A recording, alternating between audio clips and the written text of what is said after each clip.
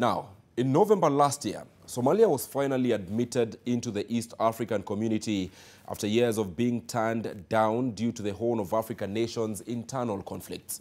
Questions have been asked over whether Somalia has anything to offer the regional bloc, and doubts have been cast on the potential security baggage it brings. However, stakeholders and analysts think the EAC has much to gain from its newest member. More than a decade after the first bid by the Federal Republic of Somalia to join the East African community, the Horn of Africa nation was finally admitted to the regional bloc in November 2023 and became a full member in March 2024. Mr. Chairman, allow me to congratulate the Federal Republic of Somalia for joining the East African community. We now have an extra 15 million people, or thereabout, who will become members of this great family. As Somalia embarked on a journey to fulfill commitments to integrate into the bloc like customs union, common market and political federation, there were still questions over the very issues that delayed Somalia's admission. However, stakeholders are confident that all will be well and that despite decades of conflict, the country has much to offer its neighbors. Somalia having the longest coastline in Africa, with a population of over 75% young, and now recovering from 30 years of conflict, with people and communities settled all over the world. All of that can bring a lot and can contribute to the economy of East Africa in so many different ways.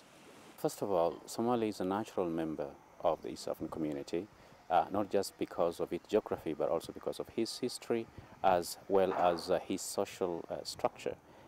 And traditionally and historically, it has always been affiliated to East Africa, and therefore this admission is actually a long time coming. The influence of militant group Al-Shabaab in Somalia has been the most significant sticking point. What is happening right now is they don't control most of the other side of the border. So Al-Shabaab is actually operating in both sides of the border. They still plant IEDs, for example, in Garissa, Wajir, Mandera. What that means is the Jubaland administration failed one of its basic goals of making sure that the other side of the border or their territory is safe from Al-Shabaab infiltration. Abdullahi Ali, a presidential hopeful in Jubaland, one of Somalia's semi-autonomous states which borders Kenya, says Kenya-Somali border can be opened without risking Kenya's territorial integrity. What we would like to see is making sure that there's a strong regional state government in Jubaland that has full control of Jubaland and strong security institutions. But Somalia's admission to the East African community also means that the East African community is going to assume a part of the responsibilities of fighting Al-Shabaab. But also, what that also means, it's going to bring Somalia within the East African security architecture in ensuring that all the efforts are brought to bear to defeat Al-Shabaab.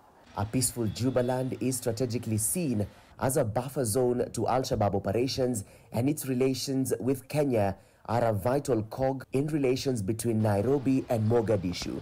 What we need to do is to partner with the Kenyan government, with the Kenyan people, making sure that we have strong institutions in Jubaland that is able not only to liberate the regions and the districts in Jubaland that's controlled by Al-Shabaab, but also making sure that we have functioning security systems in Jubaland.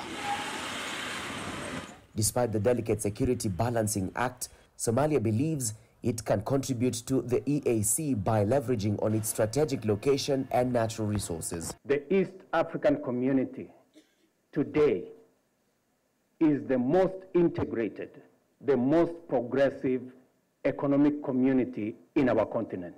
The Horn of Africa nation would also benefit from EAC's regional infrastructure projects like roads, railways, and energy networks.